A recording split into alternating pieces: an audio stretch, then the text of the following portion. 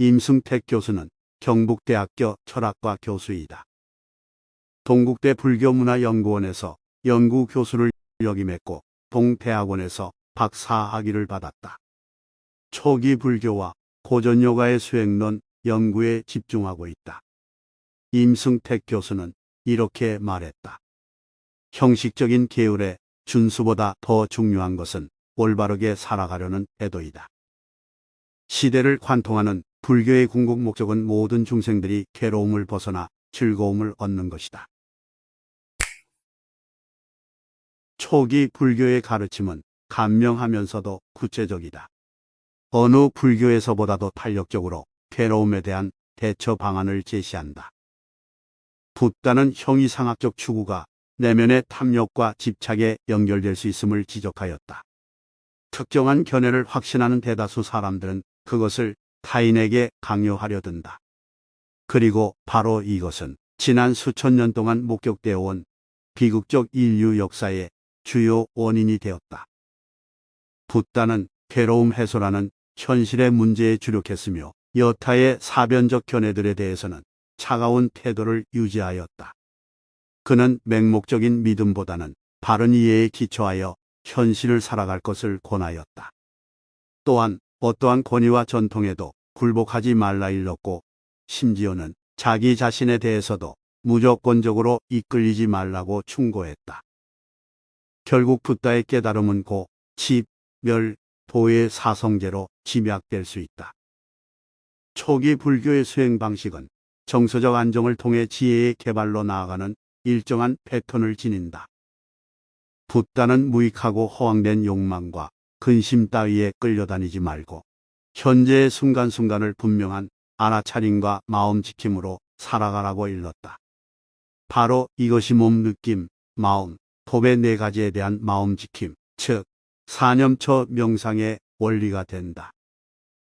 사실 인간이 느끼는 대부분의 괴로움은 현재의 순간을 벗어남으로써 부풀려진 허상에 불과하다. 실제로 직면하면 별 볼 일 없는 일들의 질에 겁을 먹고 허둥대는 양상이다. 따라서 명확한 알아차림과 마음 지킴으로 현재에 머물 필요가 있다. 늘 깨어있는 마음으로 자기 자신과 사물의 본래 모습에 충실해야 한다. 인도 철학 일반에서 업이란 특정한 행위 혹은 결심으로 인해 발생하는 응보적 힘으로 정의된다. 붓다는 내면의 의도를 일깨움으로써 과거의 업으로부터 벗어나 주체적으로 살아갈 수 있다는 가능성을 분명히 하였다. 해탈과 열반이란 억과 윤회를 벗어난 경지의 다름이 아니다. 붓다는 과거의 지은 업은 인정하되 그것을 극복의 대상으로 삼으라고 가르친다. 요가란 감관, 마음, 지성 등을 억제하여 동요 없는 상태에 이르는 것을 가리킨다. 이렇듯 외부적 여건에 동요하지 않도록 내면의 심리와 정서를 억제하고 다스리는 것이 요가의 원래 의미이다. 괴로움을 벗어나 즐거움을 얻는 것은 시대를 관통하는 불교의 목적이라고 할 수 있다. 이것이 포함되는 한 붓다의 가르침을 염세주의로 보는 것은 타당하지 않다. 주관적인 관점을 배제한 상태에서 현재의 상황을 바라볼 필요가 있다. 더 이상 나의 입장이나 관점을 개입시키지 말고 있는 그대로 직시해야 한다. 무아란 다만 오온이 내가 아님을 밝히는 교설이다. 이것의 취지는 나의 것, 나의 자아에 대한 집착을 내려놓도록 하는 데 있다. 붓다는 오온을 근거로 품게 되는 나라는 생각이 허구에 불과하며 본래적이지도 않다는 자각을 일깨우고자 하였던 것이다. 우리가 마주치는 세계란 우리에게 해석된 결과로서의 세계라고 할 수 있다. 탐냄이란 처음에는 작게 시작되지만 점점 커져 원전제를 삼키고 만다. 건전한 욕구는 풍요로운 삶으로 이끌어주고 또한 바람직한 방향으로 나아가게 하는 동력이 될 수 있다. 따라서 초기 불교에서는 탐냄과 욕구를 엄격히 구분한다. 성냄의 이면에는 자신만이 옳고 타인은 그릇되었다는 견해가 도사린다. 자신만이 옳다는 생각은 끝없는 불안과 긴장을 조장하며 암암과 독선의 수렁에 빠뜨린다. 따라서 이것의 희생자는 누구보다도 먼저 자기 자신이다. 살다 보면 누구든 실수를 범할 수 있다. 심지어는 자신의 생각이나 믿음에도 허점이 있을 수 있다. 너그러운 마음을 키워야 한다. 해탈이란 탐냄, 속냄, 어리석음으로부터 벗어나고 그들이 엿보내는 윤회의 속박으로부터 풀려나는 것을 가리킨다. 깨달음이란 모르던 사실을 궁리 끝에 알게 되는 것이다. 보시란 베푸는 것을 말한다. 보시는 남을 행복하게 할 뿐만 아니라 스스로 기쁘게 한다. 형식적인 계율의 준수보다 더 중요한 점이 있다. 그것은 올바르게 살아가려는 태도이다.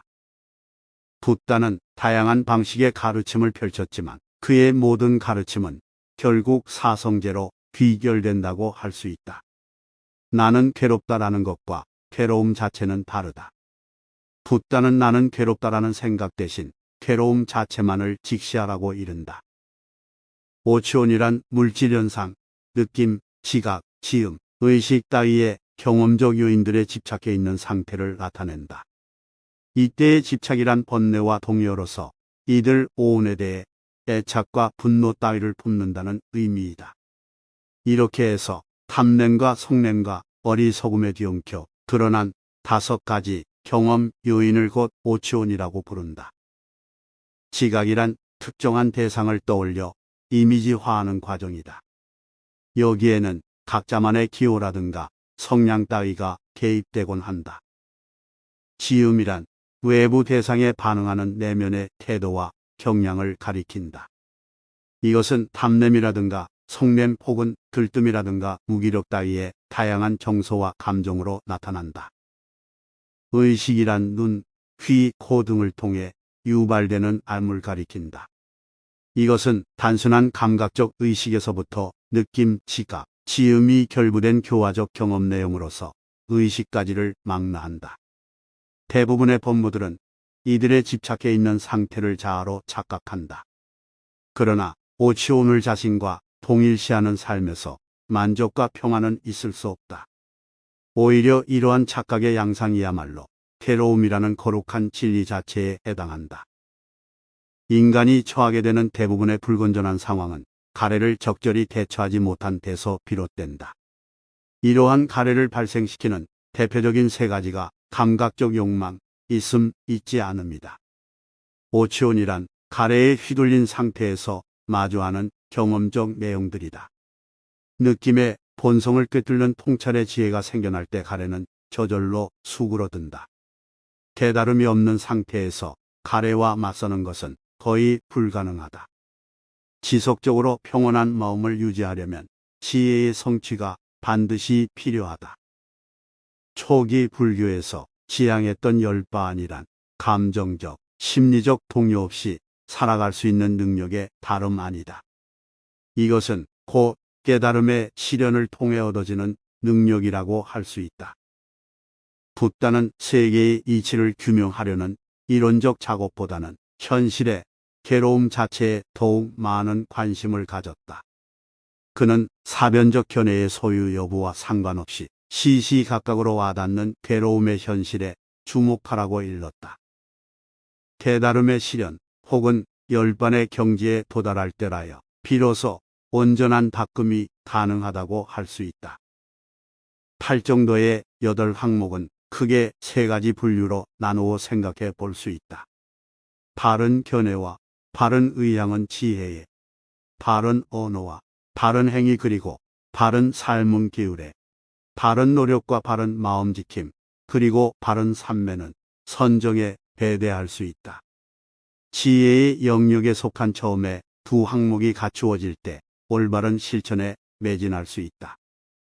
바른 견해란 팔정도의 첫 번째 항목으로서 붓다의 가르침에 대해 바른 이해를 갖는 것을 말한다.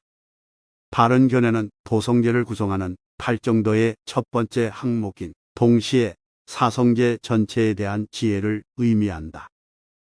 바른 의향은 첫 번째 항목인 바른 견해를 바탕으로 생겨난 실천적 태도에 해당한다.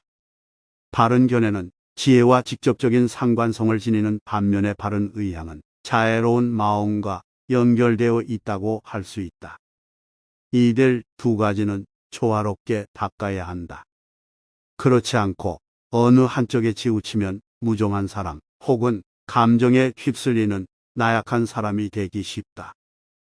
바른 언어란 사성제에 입각하여 바른 견해에 부합하는 언어를 구사하는 것을 일컫는다. 바른 언어, 진실한 언어 사용을 통해 자신과 타인을 평안하고 행복하게 하겠다는 적극적인 태도를 포함한다고 할 수 있다. 바른 행위란 옳지 않은 행위를 멀리하고 옳은 행위만을 잘 구별하여 실천하는 것을 가리킨다. 바른 행위란 살생으로부터 떠나는 것, 주지 않은 것을 취하는 것으로부터 떠나는 것, 감각적 욕망에 빠진 음란한 행위로부터 떠나는 것이다. 바른 삶이란 그릇된 생활수단을 멀리하고 올바른 생활수단을 통해 건전하게 살아가는 것을 말한다. 따라서 이것은 바른 생계로 번역하기도 한다. 바른 노력이란 바르게 실천에 매진하는 것을 말한다. 잘못된 무언가를 끊기 위한 노력에 해당한다. 중요한 것은 과거의 잘못이 아니라 앞으로 어떻게 개선하느냐의 문제이다. 바른 마음 지킴이란 각성된 마음을 유지하는 것을 말한다. 몸, 느낌, 마음, 법에 대해 깨어있는 마음을 유지하는 것을 가리킨다. 바로 이것을 사념처라고 달리 부르기도 하고 혹은 윗바사나라는 명칭을 사용하기도 한다. 바른 산매란 산만하거나 들뜬 마음을 가라앉힌 고요히 집중된 상태를 가리킨다. 산매에 도달하면 혼란스러움이 사라지고 있는 그대로를 꿰뚫어 보는 능력이 생겨난다. 언어적 사고가 가라앉으면 더욱 선명해진 의식으로 현재의 순간에 집중할 수 있다. 초기 불교의 최종 목적은 신통력의 성취가 아닌 이런 사성제의 깨달음에 있음을 알 수 있다. 사념초란 초기 불교를 대표하는 명상법의 하나로서 몸, 느낌, 마음, 법에 대한 지속적인 관찰로 이루어진다. 사념초라는 명칭을 풀이하자면 네 가지에 대한 마음 지킴에 확립이 된다. 마음 지킴을 확립하여 몸이나 느낌 따위를 놓치지 않고 주시하는 것을 일컬어 사념초라고 하며 또한 네 가지 지속적인 관찰이라고도 부른다. 이것을 통해 경험하는 현상의 본질을 꿰뚫는 것이 이 수행법의 요체이다. 사념초의 윗바사는 마음 지킴과 알아차림이라는 두 가지 심리적 기능에 의존한다.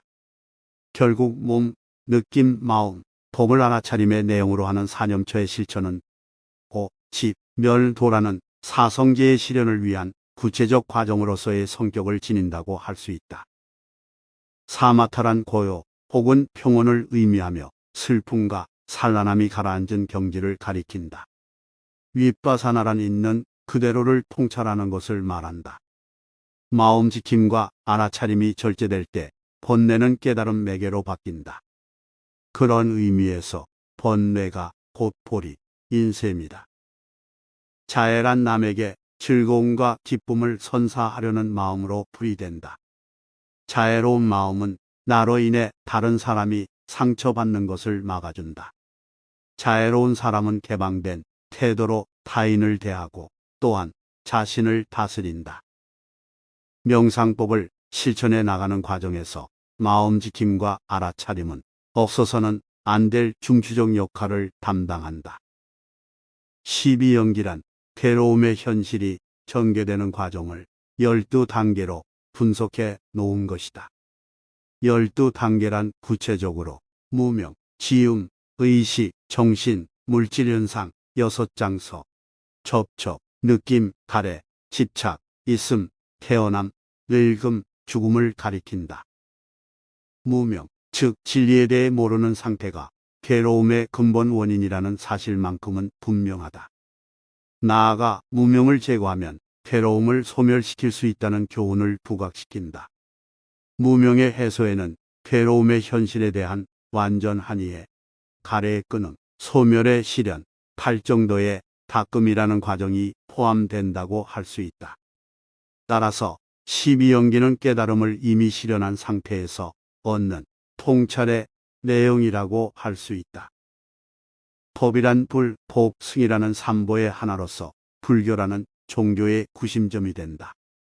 그런데 법이란 붓다에 의해 고안된 것이 아니며 본래부터 있었던 것이다. 법이란 붓다가 발견해낸 인과적 절차에 해당하는 것이라고 할 수 있다. 중생들은 자신의 눈 위에 더 씌워진 색안경을 통해 본 색깔만을 진실한 것으로 오인하고 고집한다. 오온으로 이루어진 경험 세계는 결국 스스로 지어낸 것이고 조작해낸 것이다. 무의의 성취는 오로지 비우고 버리는 것을 통해서만 드러난다. 이 사람은 이렇게 말했다.